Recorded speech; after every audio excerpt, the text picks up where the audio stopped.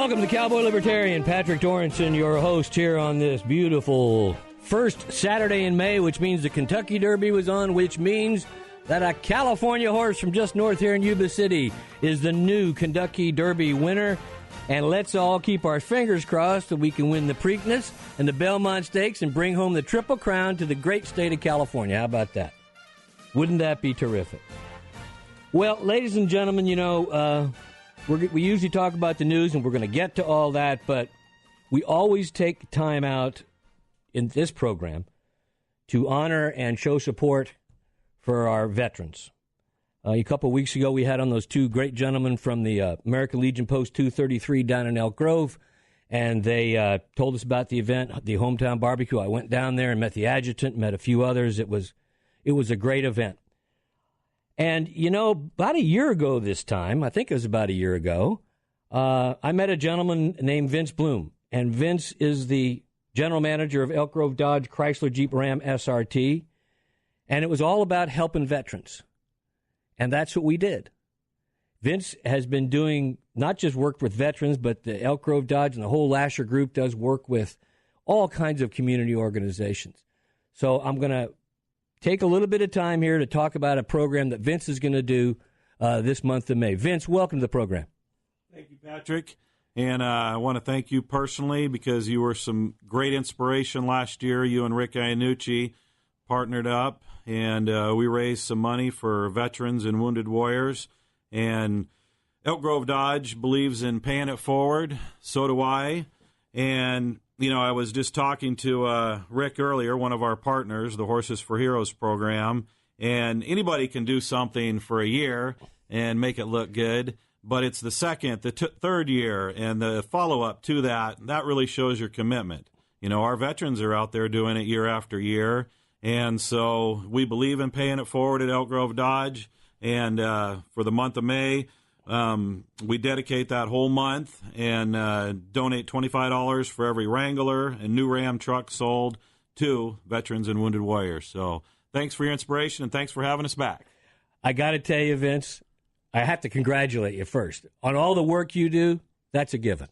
I got to congratulate old Dodge because for the second year in a row, the Ram 1500 is Motor Trend's pickup truck of the year in its class. Is that correct? That's correct. We're on a roll, and we're certainly taking advantage of it in many ways, and we sure are building a heck of a truck right now. I got to tell you something. I get in my truck now, and remember, I was an F-150 guy. I remember. I'd lost my way in the truck world, and you showed me the light. I did. Because I get in my... We did. My wife now says, can I take your truck to the grocery store?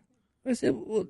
Take your Hyundai. She goes, well, until you get me a Challenger, I'm driving your truck. She goes, I want my Dodge. I said, okay, give me a little bit of time and we'll get you your Challenger. But it really is what you guys do, you know, for the community. I mean, you're involved in all kinds of events, plus the fact your lovely wife, Peggy, who's sitting here in the studio with us, her son, Wayne, is in the military. Yes, he is, and it really has become even more relevant to us.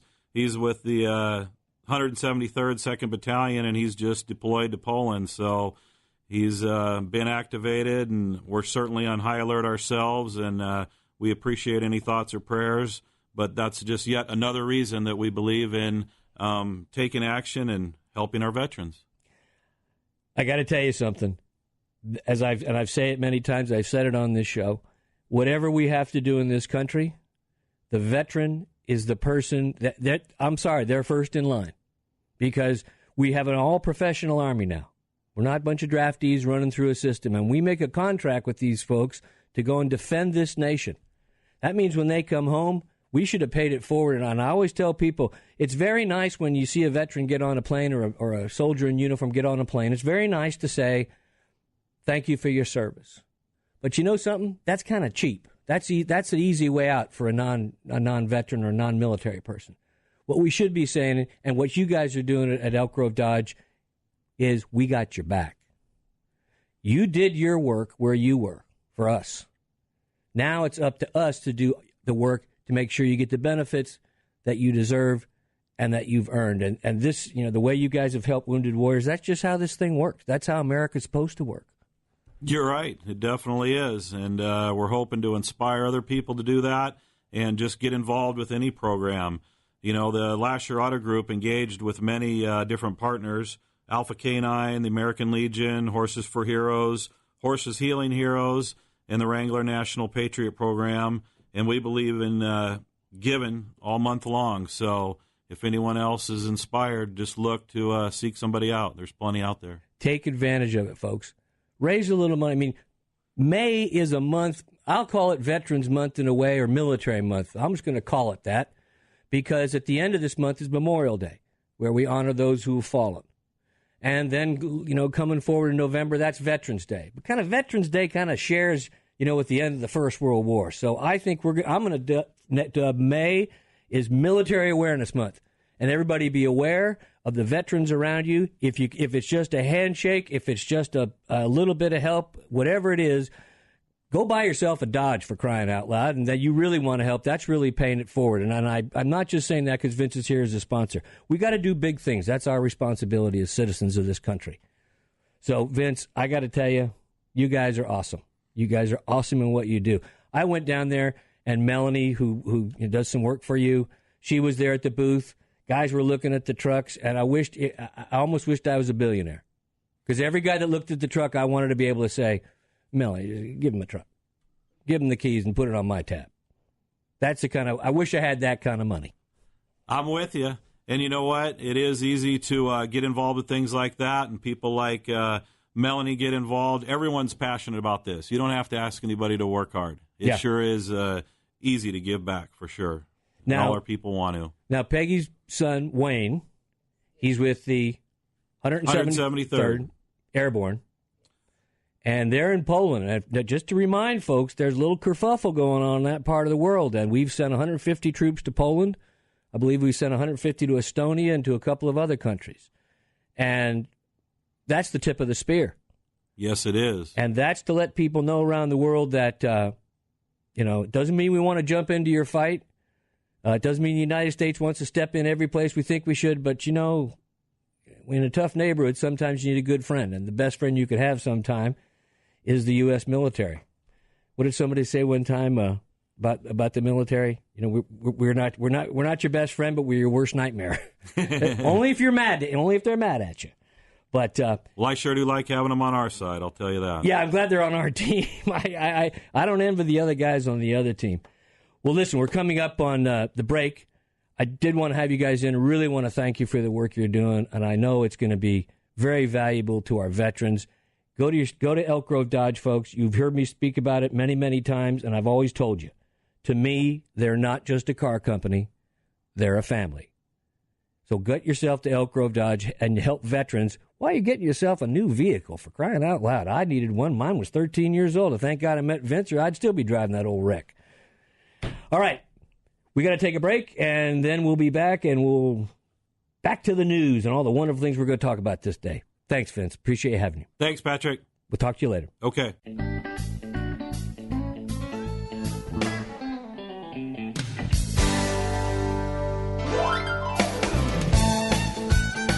Welcome back to Cowboy Libertarian. Patrick Dorinson, your host on this Saturday afternoon. Saturday evening is getting to right now.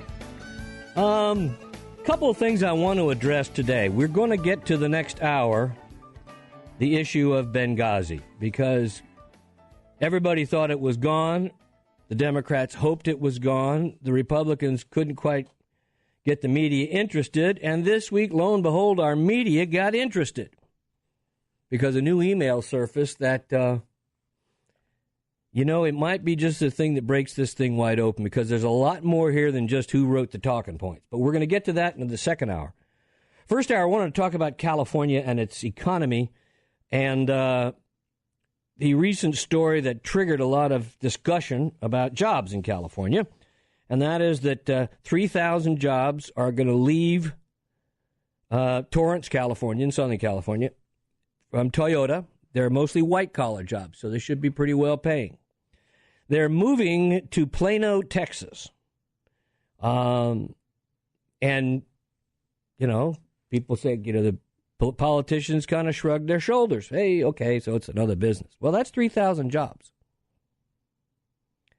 And, California sometimes keeps looking at itself as if it's still the great star it was 40 years ago.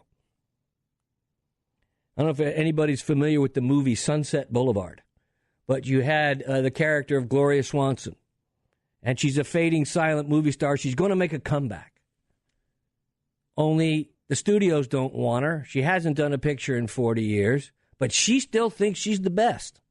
She still thinks she's great.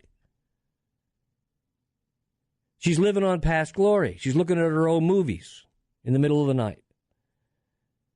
So it's not a good idea to shrug your shoulders when certain other states are beating us up pretty bad with jobs, and one of them is Texas.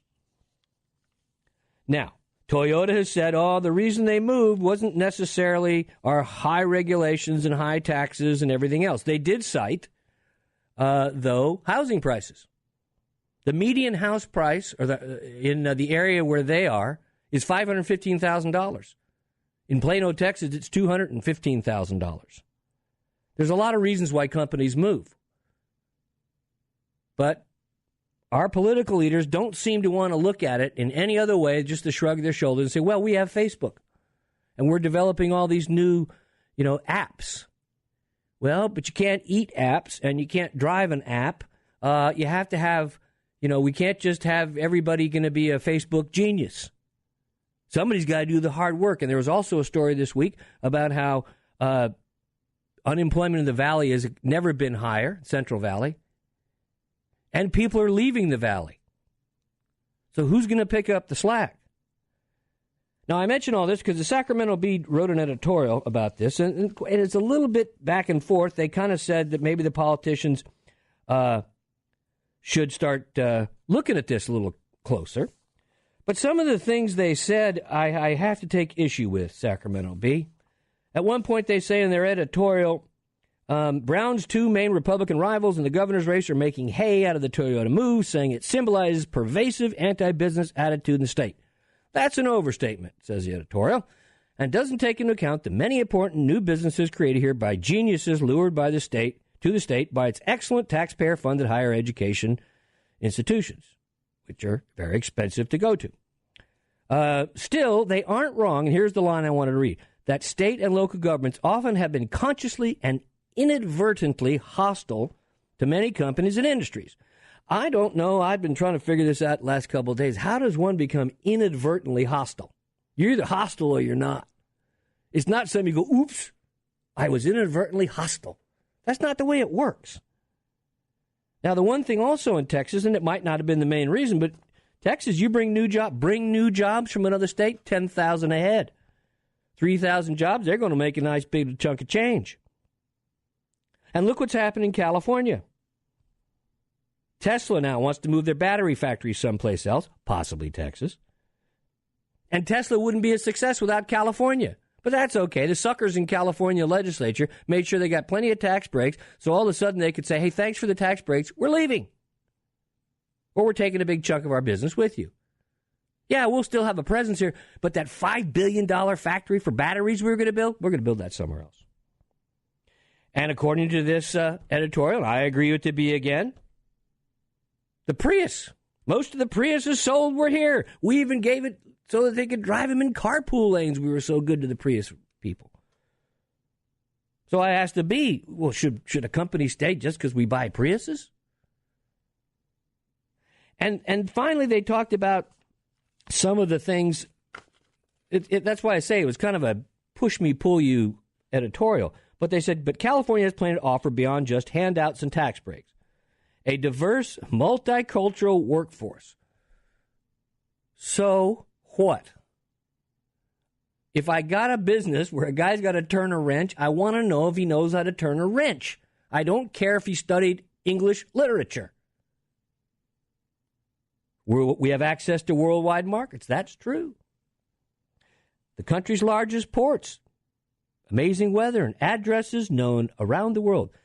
Okay, he's right on all counts. But let's go to that port, country's largest ports, because later this year, I believe, the Panama Canal has been widened to accept new ships, bigger ships, big ships.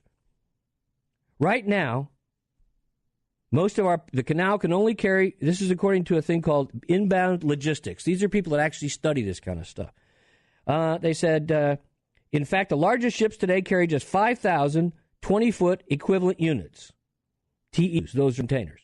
When the expansion opens in 2014, that number will jump to as high as 13,000, almost 3 times as many containers they can carry. Now, part of the problem in California is our ports are congested.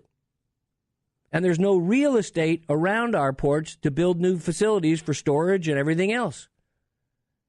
So when the Bee talks about our wonderful ports, they're right. But they're not going to be the largest for long, because what's going to happen? It's already being discussed. Ships are going to go through that new widened canal. Remember, if you stop in Long Beach, you got to put something on a truck or a truck to get it to a railhead. There's not even a railhead deep into the port. So you got to bring it to the railhead, put it on a rail for certain places, truck it to other places, all over the country. Because we're right now very big on Asian imports. But what happens then? Well, if I can keep it on a ship from here to New York, why not? Or Baltimore, or Savannah, or Houston, or Galveston, or Jacksonville, all the Gulf ports. The competition for shipping has gone up. So once again, California keeps thinking, we got these great ports. Yes, you do today. But not where in this article, not once you're going to see anywhere in American media, unless you look at things like inbound logistics, you're not going to find out what's happening. Every other port in this country is beefing itself up. Every other port. This article goes on to say that a combination of factors puts the new Panama Canal at the epicenter of the strategic supply chain. According to Jones Lang LaSalle, which is a huge real estate company, 25% of imports currently coming through the West Coast could shift to the East Coast as port to ports as a direct result of the canal expansion. Our problem is just regulations and taxes, folks.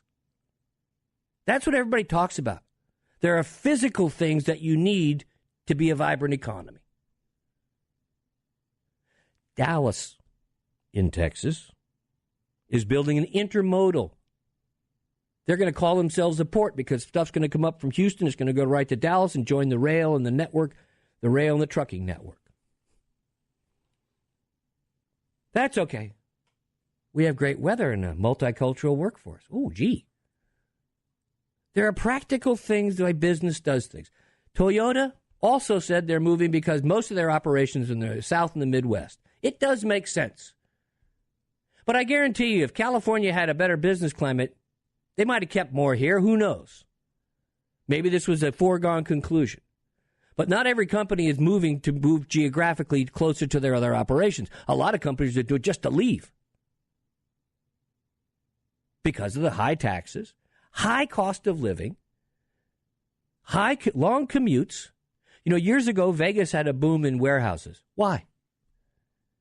Because they had people who worked in warehouses had long commutes to the warehouses. And you know what they found out? Absenteeism was high. And absenteeism was high because the guy has to drive a long distance. Car might break down. Wife had to do something, go to an appointment, whatever it is. So a lot of stuff moved to Vegas. Also, there are no taxes there to come to. So why not? Move to Nevada. And we brushed that off at the time in California. And I must tell the folks in Silicon Valley, you guys are living in a dream world. You're living in a little enclave. The rest of the state is not living like you do. And as I said, our competitors are out there. They're working overtime.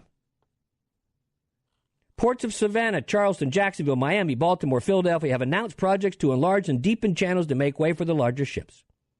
Hampton Roads, Virginia, and New York, New Jersey ports are already in a position to benefit. Georgia and South Carolina are co-developing a $500 million ocean terminal to handle 7 million cargo containers annually. This is what's happening. This is what we should be asking our elected leaders. What are we doing for our ports? What are we doing? Anything? So while, California wants to sit around and say, hey, we're cool. Don't worry about it. We're California. Everybody's going to come here, man. We're cool. Why wouldn't they? Got a multicultural workforce? Cool. Got great weather? Cool. Go surfing? Cool. Cool. Everything's cool. Don't have any water, but it's cool. We're going to continue to talk about this cool issue when we come back. You're listening to the Cowboy Libertarian on News Radio, KFPK, now on 93.1 FM, 916-921-1530, 800-834-1530. Talking about business in California, and later we're going to be talking about Benghazi. Stay tuned. Bye-bye.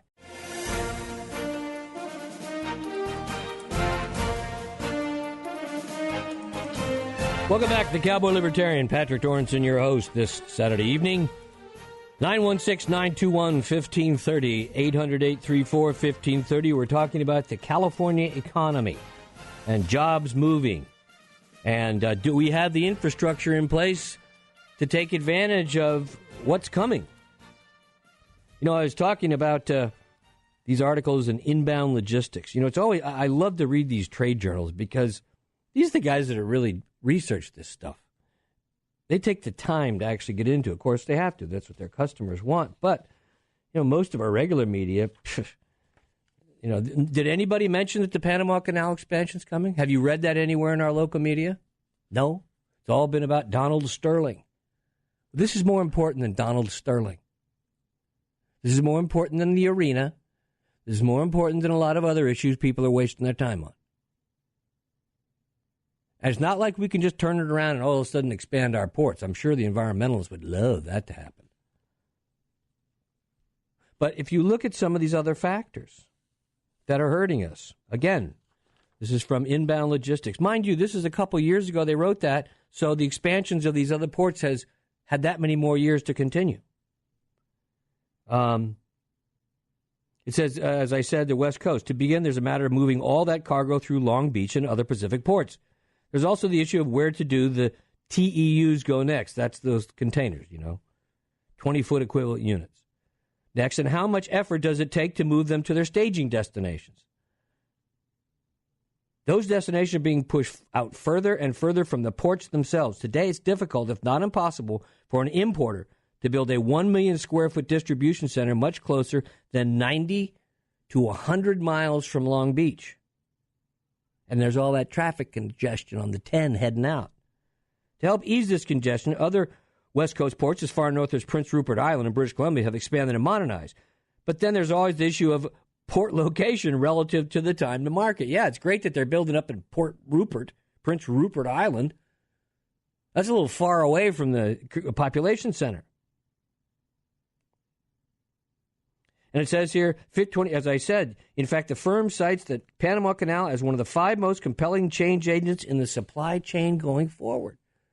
That is incredible. We're having a new supply chain.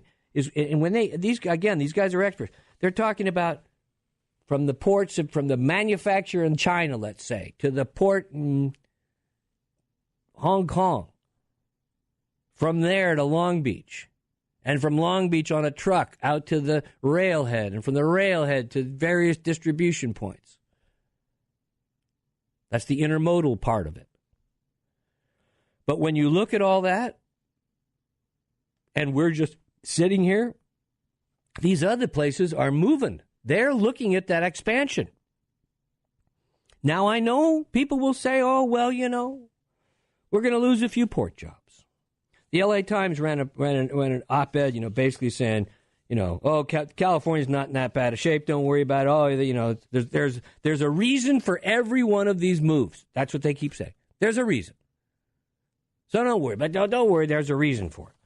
They go in their editorial. The loss of 3,000 jobs will not break a state that's home to 15 million, and California still has a lot going for it. Again, the arrogance of sitting on past glory. I don't think this is a preamble to some massive economic meltdown, says this founding partner of Beacon Economics. Okay. Do you actually have a business, Mr. Beacon? No, I just analyze stuff. Torrance will no doubt feel the loss of 3,000 good jobs, but they'll think they'll be able to replace them.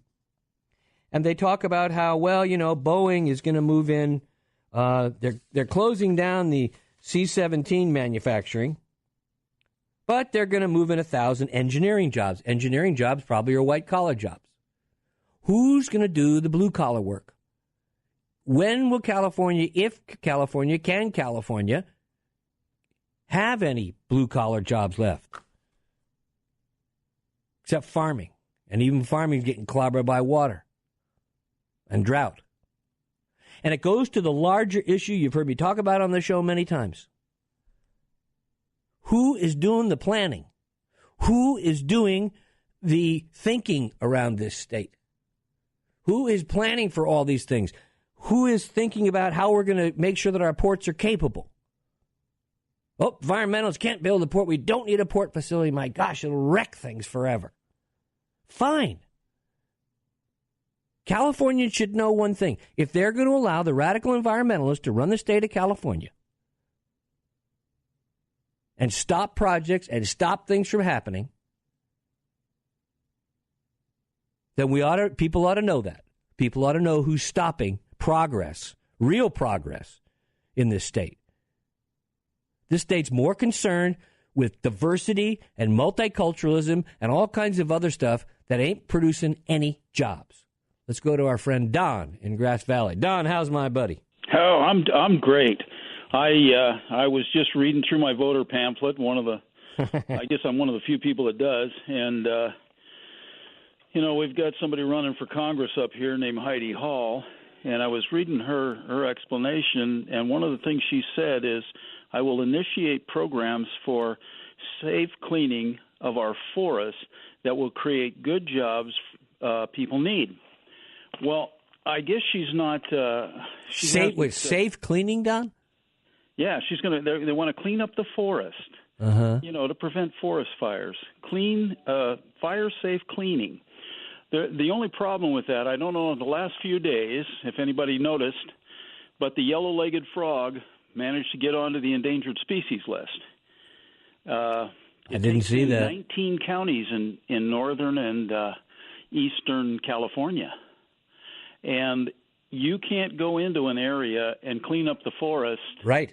And do any logging or any of that. If it's endangered, if there's endangered species present. Species in there. So here they're talking out of both sides of their mouth. You got the environmentalists that stopped mining here in Nevada County. Even though there's $1 billion worth of gold up there. Well, there's in 1956 they said there was 1.5 million ounces still left in the Idaho Maryland mine. That's over almost $2 billion worth. Can't take that out, Don. We can't do that. We can't do that. We can't clean up the forest because the yellow-legged frog, even though 40,000 people were against this designation for that frog. Doesn't matter. The frog, look, you can have 100,000 people. The frog has a Sierra Club as lawyers. Well, that's it. And, you can thank the environmentalists. They haven't built any dams in California. That's for. And they're not going to build any new port facilities to take advantage of new business. That's right. Well, we're not going to have, we used to be the farming capital of the United States, but we're not going to have water for food. And these people don't understand. If I'm a farmer and I have to cut my planting by 20 or 30%, I'm not just losing 20 or 30%. I'm having machinery set idle. I'm losing my profit is what I'm losing. And this just can't keep going. The farmers can't do it. They have to be efficient too. Of course. And this deal of not having any water in California, and our governor wants to build a tunnel to Southern California. Well, you know, Don. Again, all those things you mentioned is what I talked about today, and I've been talking about in other programs. As you're a regular listener, you know. Who is doing the thinking around here? The legislature has become nothing more than a special interest pleadings court, as I say many, many times.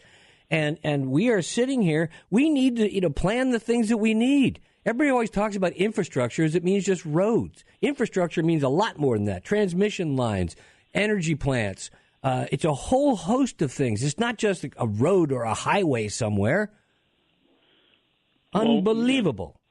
Maybe finally we'll balance the environment. I'm a conservationist myself. I know you grow Christmas trees. You have to be. But not an environmentalist.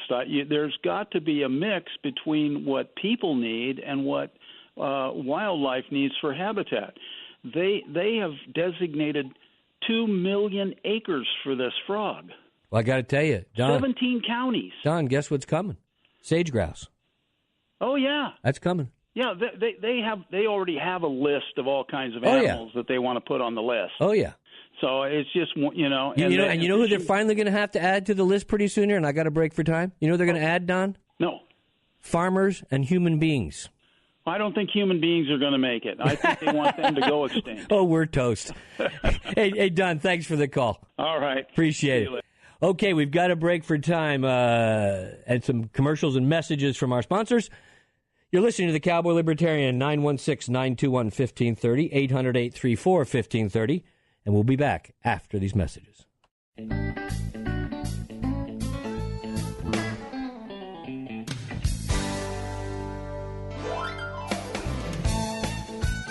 Welcome back to the Cowboy Libertarian. Patrick Dorinson, your host, this beautiful Saturday. Hey, you heard about the Mickey's Boots ad right there. You got to remember, if you're a firefighter, you have got to get yourself to Mickey's Boots. They have whites, they got Danner, they got the best boots for the firefighters. Get over there. Have Mickey fit you. It's going to be a long fire season. You're going to want your boots to be extremely comfortable. And remember, it's about the fit. You can buy boots anywhere. You can buy shoes anywhere. But if you don't, if you got somebody that doesn't know how to fit you, they're never going to feel good. And especially if you got to wear them over long periods of time, especially with work boots or cowboy boots. You know, it's rodeo season as well. All the rodeos are starting. We just had the Gold Country Rodeo up in Auburn. We got the Penn Valley Rodeo coming up in a couple of weeks, which I will be attending. So, hey, anybody can sell you a pair of boots. But only Mickey's can sell you boots that fit. That's Mickey's in downtown Auburn. Go see him and tell him the Cowboy Libertarian sent you. Talking about building for the future economically in California. And we always talk about jobs. Jobs is job. Anybody running for office, I'm going to create more jobs. Well, no, you're not, because you're going to the government. That's not your job, to create jobs. You think that's your job. It's the guy in the private sector. Your job is to get the rules out of the way so they can create the jobs. That's how it works. But I was talking about the Gulf Coast and some of the things that they're doing.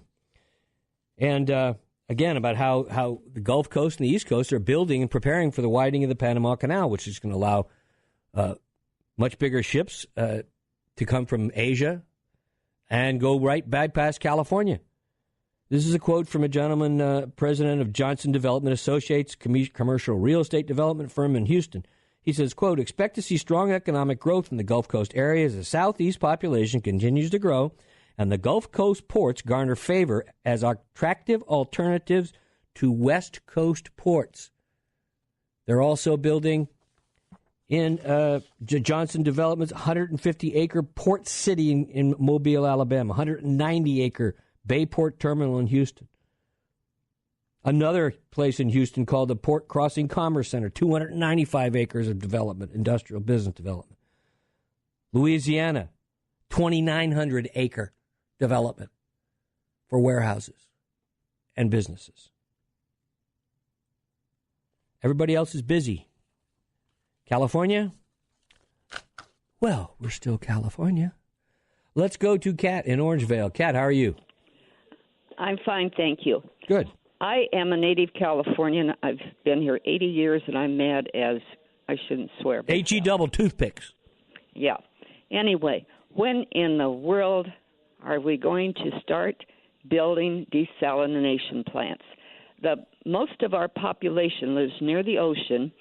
All of the countries in the Arabian Peninsula have desalination. That would free up water for agriculture, which is our treasure.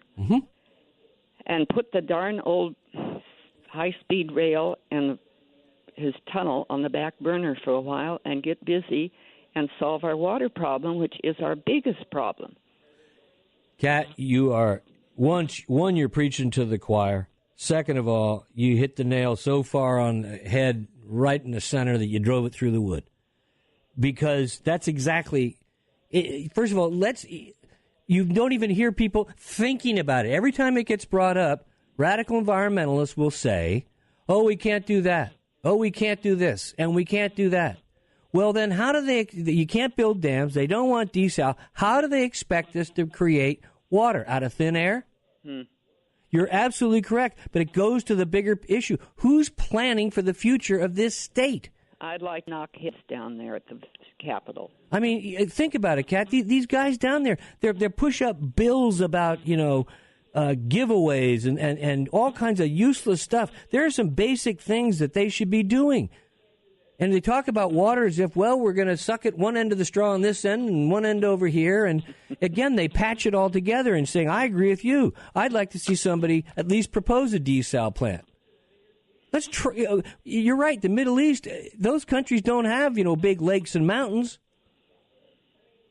And here we are, California. Oh, well, we were great once. Yeah, so was Gloria Swanson. Right? Sure. And,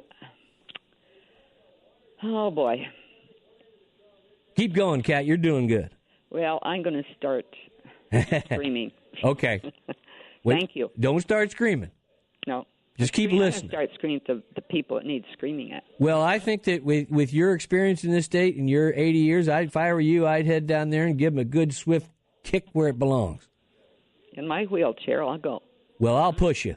Thank you. All right. We'll talk to you later, Kat. Bye-bye. Bye-bye. I mean, listeners call this program and they got ideas. That's a great idea. I have seen not one story on desalinization as a possible, added into the mix. But again, nobody will, when you read articles, folks, and you'll see, well, they want to try this, but environmentalists don't want this to happen. Start asking yourself, who died and made the environmentalists gods over us? Who made this new religion of the Church of the Enlightened Environmentalists? Who made them the decision makers? Who made them the people that get to decide where plants are built? Who made them the decision to decide where roads are going to get built? Who put them in charge? I didn't. You didn't. They're not even elected. And yet they keep pushing an agenda. And nobody ever says, well, if you don't want this and you don't want that and you don't want this, what the hell do you want? They'll never tell you. Well, they want to live in a world where everybody's feeling good about each other and they're diverse and multicultural. I don't give a rat's patootie about that. I want people to have jobs, be able to go to work. Because work is honorable. We graduate kids from college, they can't even spell cat if you gave them the C and the A. Oh, no, but they have to go to college. Why? So they can learn how not to spell cat at a higher level? Again, I go to the point, who's doing the planning? Who is looking at this state from the big picture? Certainly not anybody running for governor. We know what Jerry wants. We got two Republicans out there. Not one of them's talking about, we're going to create jobs. Great, you're going to create jobs. How about creating some infrastructure to get those jobs? How about somebody talking about the fact that our ports are going to be secondary? Because we've allowed our roads to crumble, our water systems to be terrible, and we won't experiment with what needs to be done in this state. I'm mad. I'm mad because the answers are there. We got so many bright people, I don't need another app on my phone. I'm more concerned about farmers. I'm more concerned about in the Central Valley than I am about Silicon Valley. We need another app. Why? So people can drive down the freeway texting? Or play games on your phone? My gosh. You can't eat microchips. You can eat potato chips. You can eat tortilla chips, since it's Cinco de Mayo coming up on Monday. You cannot do the other.